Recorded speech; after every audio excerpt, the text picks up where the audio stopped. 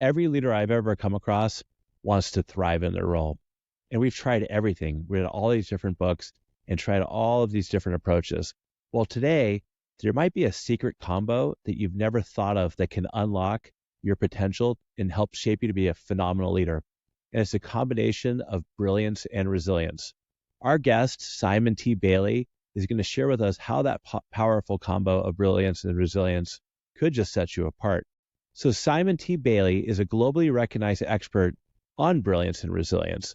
Simon's career really took off at the Disney Institute, where he worked with over 2,400 organizations worldwide, helping individuals and teams unlock their full potential.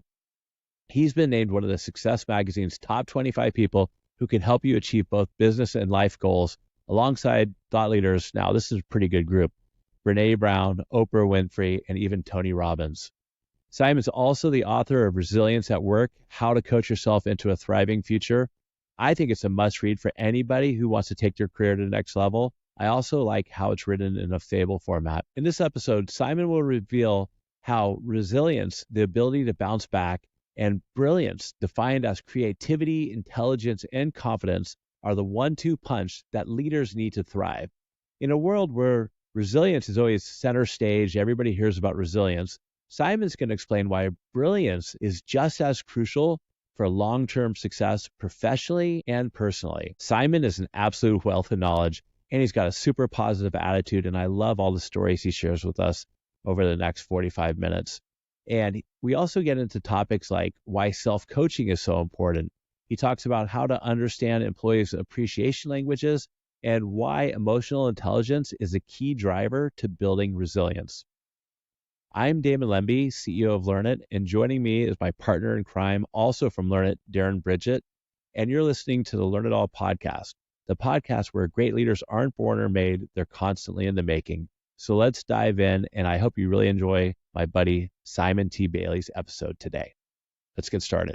Simon, welcome to the show. Guys, it's great to be with you. Thank you for having me. Simon, we're really appreciative of you being here. And so let's just jump right in. There's a lot of work out there on resilience, but not really as much about brilliance. But it looks like for you, resilience and brilliance are really your 1-2 punch. Can you share with us what is brilliance and why is it so important these days?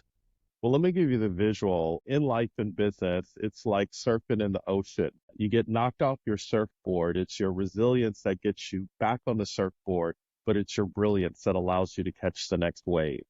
So we decided to do some research, and we asked working Americans, how do they define brilliance? And working Americans told us brilliance is creativity, intelligence, and confidence. So when an individual has an opportunity to show up in an environment where they are celebrated rather than tolerated, that environment allows them to unlock and become an intrapreneur, finding ways to move the organization forward. And their creativity comes alive in a world where AI is all the rage. People realize that AI is actual intelligence. How do I unlock my creativity, right? And then the whole intelligence piece is understanding intellect is in the mind, but intelligence is in the heart. And when we begin to invite people in an environment that's psychologically safe, they tap into their brilliance. It's interesting, too, because when you're talking about resilience, a lot of times people are focused on, why aren't we solving this in the workplace? And you're talking about how the workplace really needs to celebrate the individual, and individuals need to take on that intrapreneur kind of attitude to carry forward resilience. It's like a responsibility that goes both ways. Let's let people know your story a little bit. How did you get to this resilience, brilliance place? So I made a huge mistake while working at Disney. Mickey Mouse rule number one is you never talk to the media. So December 10th, 2001, I get a call from a journalist, and he says, where do you see yourself 10 to 15 years from now? And I said, I see myself as the president and CEO of the Walt Disney World Resort, and eventually the chairman and CEO of the Walt Disney Company. He puts this in print. So the article comes out, page 12, Florida Business Trend Magazine, February 2002. And my boss calls me in the office. He's like, dude, what were you thinking when you did this interview? And there's my picture with the Mickey Mouse topiary behind me. And I said, Larry, I work at this company whose motto is if your heart is in your dreams, no request is too extreme. For when you wish upon a star, makes no difference who you are. But obviously it does here. Now it's funny today. It was not funny then. So I get a call from one of the senior VPs who was my executive sponsor, and he reported to a guy named Al Weiss, who was the president of Walt Disney World.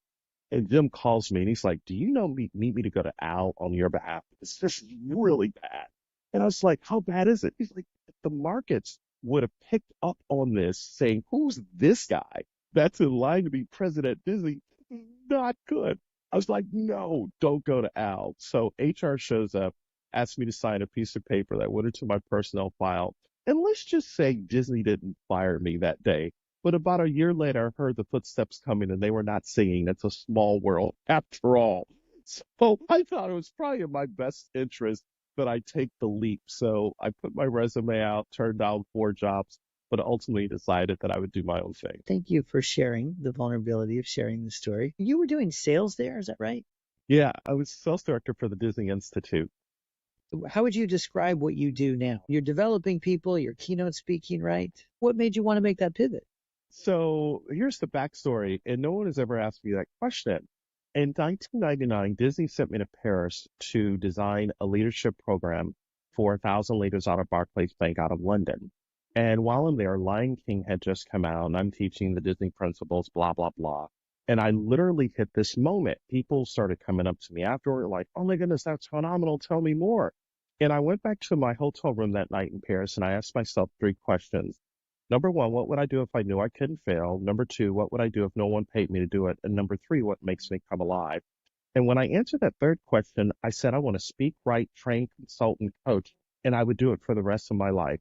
So literally, when I came back from Paris to Orlando, I realized I couldn't leave Disney right away, but I started to create an exit strategy. And I said, I'm going to figure out how to do this. So when I literally committed career suicide by saying I wanted to be the guy, I went back to that time in Paris and I said, I think this is the moment. I was 34 at the time. I got 4 job offers, 2 vice president's offers, a senior director offer from FlexJet, which represents all Learjet owners in the world, to be a customer care director, and an internal move at Disney. One of the senior VPs felt sorry for me, and I said, nope, I'm going to go for it. So 22 years later, 54 countries and having a lot of fun. Best decision ever. But you know what, David? I bet there's a little something you don't know about the Lion King that I think your listeners would love. Well, tell us. Come on. So in the beginning of the movie Lion King, and Darren, you'll appreciate this, there's a scene where Rafiki holds up Simba, and Simba sneezes. Right. 99% of the movie-going audience doesn't notice the sneeze. But when Michael Eisner, then CEO, asked the question, why is the sneeze such a big deal? You have to remember when Lion King came out, it was pre-Pixar.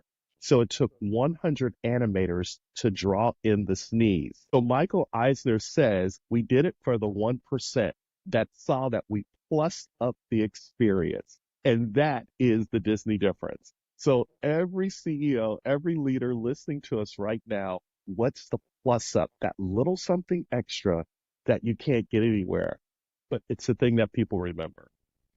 That is incredible. You know, it really is. And Simon, before we were even came on live, I was mentioning to you that I have a 6-year-old and a 3-year-old and a wife who's a huge Disney fan, and we went on a Disney cruise. And I've been on a bunch of boat cruises before, but Disney does it like nobody else. I mean, they took it to the next level. You know, the connections that they made, and I've heard you talk about that before in my research on you, connections they made and the experience they give. I mean, that's something that for our listeners and the leaders out there should really keep in mind, especially, Simon, in really difficult times like today, right? That is so important. And so the other question I had for you is, what gave you the strength or the courage to make that leap? I know you had, you made that big mistake, career suicide mistake, but it still took a lot of guts to stick your neck out there and do what you did. So one of my mentors, a guy named Dr. Mark Serona, said to me a number of years ago, he said, how are you doing? I said, if I had white skin, blonde hair, blue eyes, it would be easy for me to succeed in America. And he said, you're stuck in your mind and your body thinking the pigmentation of your skin limits you. You weren't born to fit in. You were born to be brilliant. And Darren and Damon, when he said it, it was like the 4th of July fireworks went off in me because nobody ever told me that I was born to be brilliant. And Mark is white and a New Yorker from Italy. And he said, look, my wife and I adopted 2 young African American boys, and we have been telling them what they can be instead of what they can't be. You need to unlock your brilliance. And literally that started me on this whole journey. And I came across some of the research work of Dr. Howard Gardner, professor of education at Harvard, who studied that children up until the age of 4 are operating at the genius level. Same group of children was studied in their early 20s. Only 10% were still operating at the genius or brilliance level. And in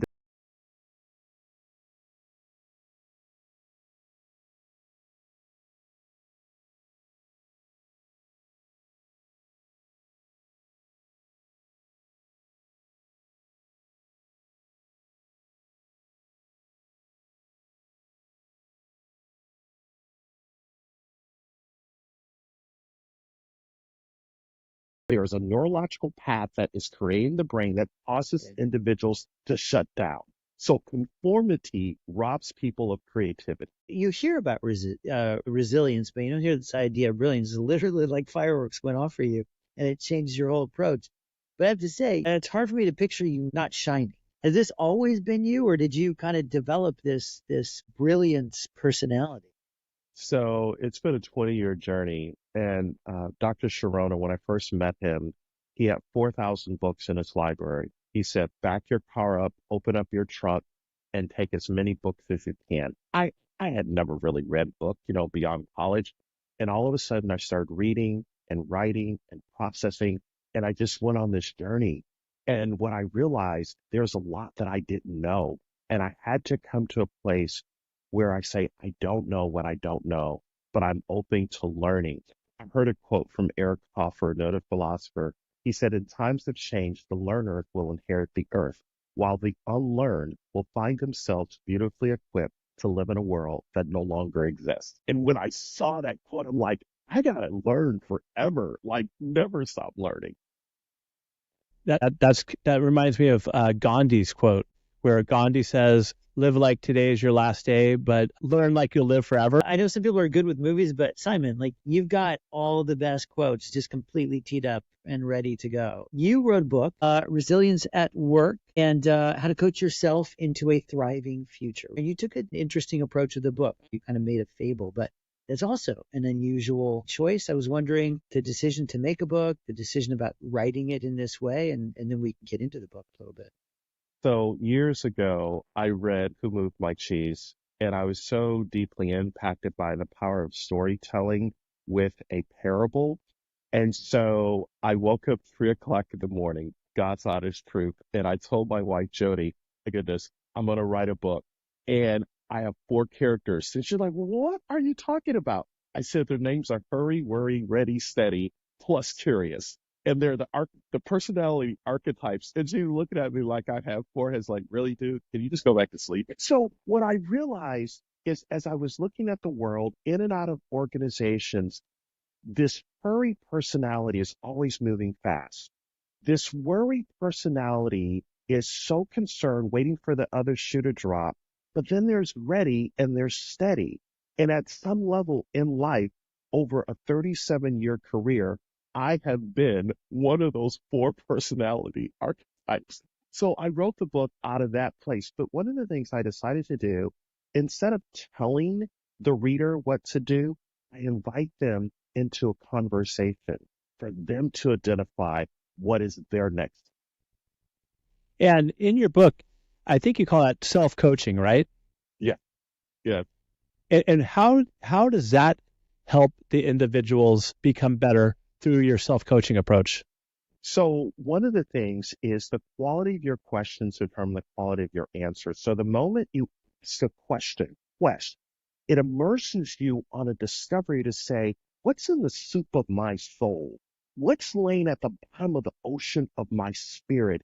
And if I ask this question, what's going to come up? So when I invite people to ask that first question, What do you want for you? You're not waiting for HR or management or leadership to tap you on the shoulder. You realize that the best hand that will feed you in any economy is the one at the end of your wrist. And you're like, what can I do for me instead of waiting for the organization to make it happen for me? Do you have any examples, or either personal examples, or how you've helped coach people come to that conclusion? Oh my goodness, where do we start? Okay, I had a gentleman contact me about a year and a half ago, and he said, I'm trying to get ahead, but I'm not sure if this is the right place for me. I said, before you quit,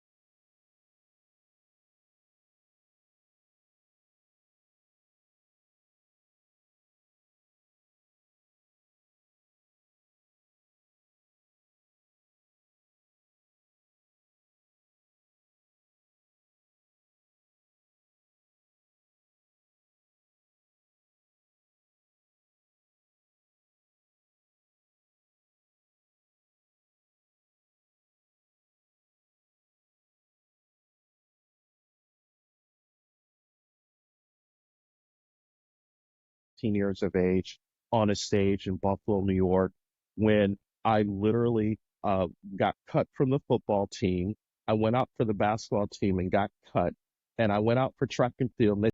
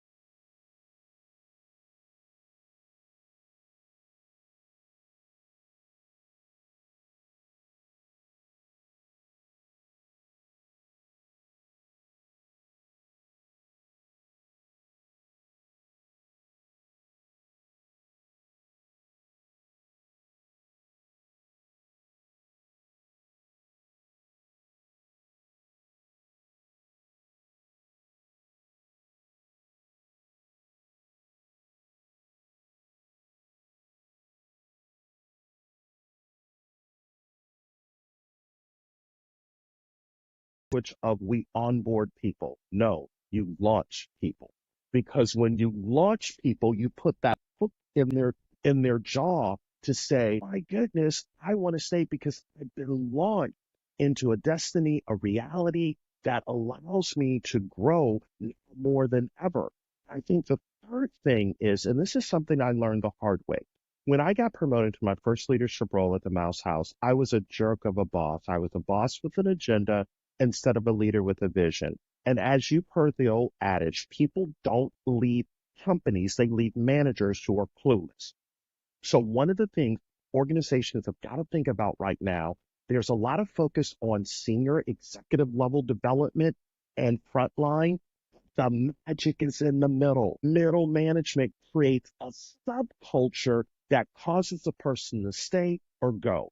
So how are you developing middle managers who create that subculture that allows people to stay enlisted with their head, their heart, and their hands in the organization? I'm so glad you gave a shout out to middle managers, because I agree. That's such an overlooked spot, right? I mean, they're doing all the hard work. Hurry, worry, ready, and steady.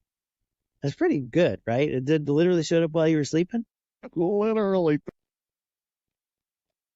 So, what advice are you giving people around these? And hands-on practical advice. What are you telling people? So as I coach leaders, the first thing I invite them to think about, these personal archetypes, they show up on their team. So for the worry personality, number one, tell them what they're doing right instead of what they're doing wrong, because they're going to always second guess. How am I showing up? I got this email. I got this text. What do they think?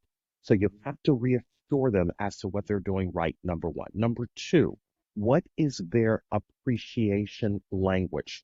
Years ago, Disney was about to fire me, and I had to go to Disney University to find out how do you really create this culture for your team. And they talked about recognition. So I brought the team together, and I'm like, oh my goodness, Candace, you just had an amazing quarter. Candace turns flush red, runs out of the room. I'm like, ruh-roh, what just happened? And I sent Beverly, my assistant, after her, and Beverly came back and said, Candace doesn't like public recognition. So I said, Beverly, what do you think we should do? Because all women are right. And she said, what if you sent a handwritten note to her with a personal stamp, thanking her and recognizing her? A few days later, Candace came into the office. She said, that's how I want to be recognized. So what would it be like to understand everybody's recognition or appreciation language? Here's the research. 1 minute spent on recognition creates 100 minutes of initiative. So we want people to move quicker, faster. How do we recognize them? But then the third thing, when you have your one-on-one meetings, ask this question. What is it that I can do to help you thrive? Asking that question invites them in. So if they got a foot out the door physically or mentally or emotionally, you ask that question, you're like, you know what?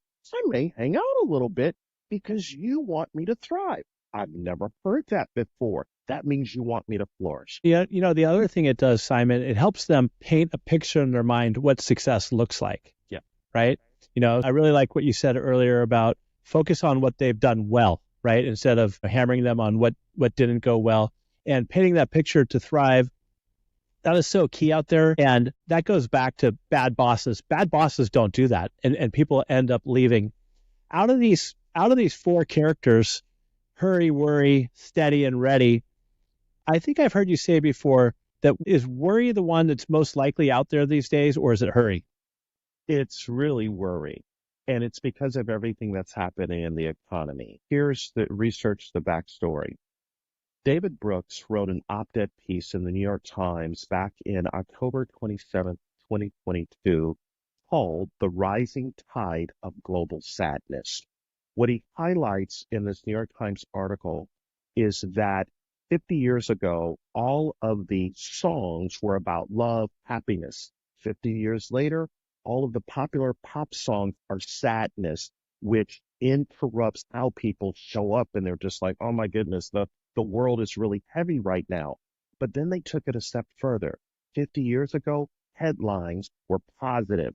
50 years later, all the headlines, and as you know, if it bleeds, it leads. So all of that begins to weigh down on people, creating worry. Dr. Christian Mirsky, in his research at Princeton University, said when the brain is worried, the brain slows down.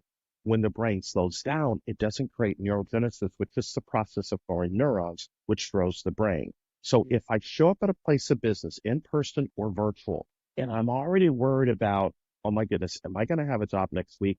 Is the company going to give me a raise? Am I going to have health insurance? Are they going to lay me off? I'm not able to be productive and take care of the internal or external customer. The new epidemic is loneliness. That's what's happening in many companies. And it's silent as well as trauma. From our research that we've done, emotional trauma is not being addressed in companies. So let's bring some happiness in. That's what the mouse is all about, right? Yes. That's what leaders are got to focus on. Simon, I think you said that 48% of people come to work and they're worried about the future. And they're worried about their future. And what you mentioned earlier about how it slows their brain down, they're obviously not as productive at work and they can't do as good of a job because they're worried, they're stressed. What advice do you have right now for a company that's not doing well? There's a lot of uncertainty out there, and the leader needs to get better at being transparent. What advice do you have for them? Number one, leader, pull all of your leaders and managers together and check in on them and say, how are you doing? How are you doing from a mental health standpoint, emotional health? How are you doing? Start there. Number two, begin to be vulnerable by sharing, hey, I don't have all of the answers, but I need your brilliance. I need your help. What can we do when people are invited to be a part of the solution of moving towards the future? And they know that you're being transparent. You're not going to make it up. You're not going to float a balloon, but you want to say, how do we do this? It's those hard conversations that create that glue and that stickiness that pull teams together. It builds that resilience and that self-efficacy to say, wait a minute, our leader just said they don't have all the answers, but let's figure it out. And I think the third thing is encourage them to go back and share with their teams what can we do instead of what we can't do. When I was going through this whole brilliance work, what I realized is that by the time a child is 17 years of age, they have heard no 150,000 times and only yes 5,000 times. So how do we become a yes culture? Ritz-Carlton teachers answer is yes. Now what's the question? So wherever your company is right now, how do we find the yes and a no world, or to put a Disney spin on it, how do we become a plus in a minus world? I have a couple of brand new grandsons. Now I'm thinking about how many times I say no. I'm going to have to be careful, especially as they hit 2. All right. So here's one other thing that Damon and I were talking about, which is learning and resilience. And you have had a lot of pretty big learning moments in your life that could have just dragged you right down, but you didn't do that. And even for us with the delegation class that I taught earlier today, in order to grow and evolve, you have to be willing to take some risks, to try some new things. You have to be able to have that resilience to bounce back, or you'll just always stay exactly the same. Can you talk a little bit about resilience and learning? Because I know obviously you care about learning. So in our State of Work in America research, we asked working Americans how do they define resilience? And they define resilience as perseverance, grit, some of Angela Duckworth's work. But then the third one surprised us, problem solving. And so what that said to us is, wait a minute, if I understand how to solve a problem, I learned something that I didn't know before, which gives me the confidence the next time I face, I don't know, but as Marie Forleo calls figure out ability, I'm going to figure it out. So that builds that resilience muscle to try just again a little bit more based on the history of, hey, I came through that. We discovered this. What if we try it this way? Okay, let me see if I got that, because I think there's something interesting there too. Like, because I could imagine myself as if I solve problems quickly and easily, it's like good. But you're kind of saying figure out ability, which is you believe in your ability to solve a problem, and that's going to be a journey. It's like that journey of growth every time. It's sort of hero's journey thing. It's not that I always solve it so quickly, but I believe in my figure out ability to get there. Is that right? Yeah. And Darren, your figure out ability is not for you necessarily to have the answer. It's to be open enough to be on a team or department or division to go and find the answer. And it's that curiosity that allows you to discover the best solution to solving the problem. Now, Simon, to take it a step back, there's 2 things that leaders need to do. Number one, they got to start with hiring a diverse team with different perspectives. Yeah. And number 2 is they got to create a safe space to get their team comfortable enough to go out and use the figured ability, right? Yes. So we have to give people space to realize that just because you fail doesn't mean you're a failure. Just because you make a mistake, it doesn't mean that you are a mistake. How do we bounce back and have an opportunity to discuss? What do we learn, unlearn, and I have one other question that I wanted to get your perspective on. because commonly the things that we know can help us with resilience in that sense of kind of like burnout and just being well is those four things of physical activity, nutrition, time with people you enjoy, and sleep. And it's really those four. Like that's it. But even though we know it, we're still not doing it. So what advice do you have for people around the bedrock of resilience in that? So I was interviewing Harry Kramer. Harry Kramer's former chairman and CEO of Baxter Healthcare and a professor at the Kellogg School. And I said, Harry, 40-year career, what do you know to be true? And he said, Simon, for the last 40 years, I asked myself three questions. These three reflection questions have become anchors. Question number one, how did I make a difference today? Question number two, how did I grow today? Question number three, what am I going to do better tomorrow? And it's those self-reflection questions that allow you to assess daily where you're going, what you can do better. John Maxwell says consistency compounds over time. So when you consistently ask yourself those questions, self-reflecting, what you realize you're just a little bit better than the day before. Just a little bit because you challenged yourself. So what I hear you say with that, Simon, is that emotional intelligence, EQ, plays a huge role in resilience. Huge. Absolutely. Always reading the room, knowing where you are. A lot of my failure is I was emotionally clueless and I didn't get it. And after, you hit your head up against the wall a few times, my mother used to say a hard head makes a soft bottom. And I got it. Can you, to help put that in context for our listeners, can you share with us, if you don't mind, a story about where you could have been a little bit more self-aware? So I was working for a leader at Disney, Larry, who I mentioned earlier, and I had to submit a report to him at the end of the week because I'm responsible for P&L. I had to share with him what were the activities that our team was doing. And he would mark it up in red and send it back to me. This is too tactical. It is not strategic. And this might end up on Michael Eisner's desk.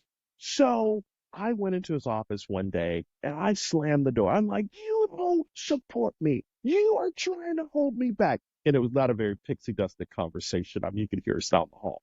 And he said, the reason I'm so hard on you is because one day you may be in this seat and I'm getting you ready. And it was just like a huge epiphany for me. Like, okay, that's what this was about. So resilience is about not hold your hands. You're so wonderful. It's that tough conversation of, buddy, you're a diamond in the rough. I got to polish you a little bit. So when you're in the room, you can actually be in the room and stay in the room, and they won't just see you as an empty suit. So it was a huge learning for me, and I had totally missed it as to what he was really trying to do to help me grow. Okay, on another topic, are there really secret doors at Disney, and how do I get in one? I don't know. Still towing the line, huh? Okay, all right, fine. Do you have any keynotes coming up or ones that you've done recently that were particularly fun? I've been on tour for the last 6 months with a pharma company that is in the pet space, and I have been with vets from all over the country and some of the nicest people, sharing with them about customer experience and how they can create a better pet parent experience. And so it's been interesting because it's not my space, but I've gotten to know them and I've just fallen in love with the work that vets do. Some of the most compassionate people on the planet. They're great. And I love dogs. One thing that I want to make sure we get in, because I know we're kind of getting close on our time, is that right now is a very tough sales environment. There's a lot of uncertainty. You've been on both sides of the fence, sales, leading, keynotes, training. We have a lot of senior leaders who are sales leaders right now. What advice do you have for them? Number one, serving is the new selling. When you call a customer to say, how can I best serve you? What is it that you need? It's not about what I can get from you. It's about what I can give to you, number one. Number two, how are you leaving an emotional tattoo on them every single time you engage? Quick little story. I got a call from my boss, Larry, at Disney. I had left, and he says, I want you to go to lunch with Michael. And I'm like, oh my goodness, Michael is an insurance guy. He's going to try to sell me an insurance policy. I'm like, I don't want to go. But I call Michael, and Michael says, hey, I want you to come for lunch and meet me at the Bay Hill Country Club. I'm like, wait a minute, the Bay Hill Country Club built by Arnold Palmer? Absolutely. So I show up on this particular day. I'm in my Sunday's best. We're sitting there, and I notice this guy hunched over in the corner. I'm like, that's Arnold Palmer. So being the bashful person that I am, I get up, I go over to Arnold Palmer. I said, hey, thank you for being a great American. Thank you for what you've done for the game of golf. And I proceed to take out my iPhone to take a selfie with Arnold Palmer. And this entourage behind him starts to close in. And Damon and Darren, I heard the soundtrack in my head, bad boys, what you gonna do when we come for you? This is probably not a good idea. So I go back, I'm sitting with Michael, he's turned flush red. I'm never inviting you anywhere again. And at the end of the lunch, he didn't try to sell me insurance. A couple of weeks goes by, I'm on stage speaking at an event. The host said, you can't leave the state. I'm like, why can't I leave the state? They said, we have something for you. They take out of this bag a hat from the Bay Hill Country Club that's been autographed by who? Yeah. Arnold Palmer. Arnold Palmer. I didn't realize Michael was in the audience that day. And guess what? He still didn't try to sell insurance to me. Net, Arnold Palmer passes. I call Michael. I buy 3 life insurance policies. Why? Because Michael understood when you sell, that's a transaction. But when you connect, that's a relationship. So everyone listening to us right now, how do we double down on emotionally connecting to what really moves people, not just trying to make our quota for the end of the month or quarter? That is such great advice, because Simon, I feel like in times of uncertainty where sales are tough, the initial reaction is to jump in and try to oversell, right? And push. And it really doesn't work. I just got done interviewing the head of ticket sales for the Atlanta Braves, Paul Adams, for our show, and he was awesome. And during COVID, when everything shut down, his team, he didn't have any layoffs. He kept his team around, and all they did was contact their customers and talk to their customers like, how can I help you? How can we support you? Wow. And he said that had a revolutionary effect and impact on customers moving forward, because they were just thinking, okay, they're here to tell us we can't get refunds. They're here to try to sell us pre-packages, to bring in revenue. He said they didn't do any selling, just like you said. They just asked them how they're doing and what they could do to help. And that's had an incredible effect on their business moving forward. Wow. So we are coming up on time. And so we have a signature question for you. I'm kind of interested, Darren, on this one. Yeah, right. Yeah. Tell us, Simon, something about you that is surprising that people don't know a lot about. Oh, no, everybody knows that. I used to play saxophone in school. Yeah, in Nice. middle school. I played saxophone. That was fun for me. And do you still do it? I don't. I love drums. So if I ever had a chance, I love to play drums Nice. yeah. Well, I imagine you definitely stepping out on the stage and doing that at any opportunity. Your fearlessness and insights are so inspirational. Thank you, Tom, for that. Just as a recap, some of the things that I'm taking away from today's session is it comes down so much to the questions you're asking yourself and of others. And when you get those questions right, you're challenging those defeatist, depressing, hurry, worry assumptions that we get stuck in so easily. And you have to just turn the tables for yourself and for others. And it's connected to brilliance. Like, that's where you find it. If you're looking to work on resilience, you kind of find it through your brilliance and the brilliance in others. And all of us have brilliance in us, right? Yes, absolutely. Even Absolutely. me. Yeah. Yeah, even you, Darren. Okay. So, Simon, how can our audience reach you? Where can they connect with you at? Yeah, SimonTBailey.com and Simon T. Bailey on LinkedIn, throughout social media. Simon T. And your book is called again? Resilience at Work, How to Coach Yourself into a Thriving Future. Thank you, Simon. You've been awesome today. Thank you, guys. For all our listeners out there, if you got value out of this, which I'm sure you did, please rate and review this episode. Tell a friend. And until next time, stay curious and keep learning. Have a good day, everybody.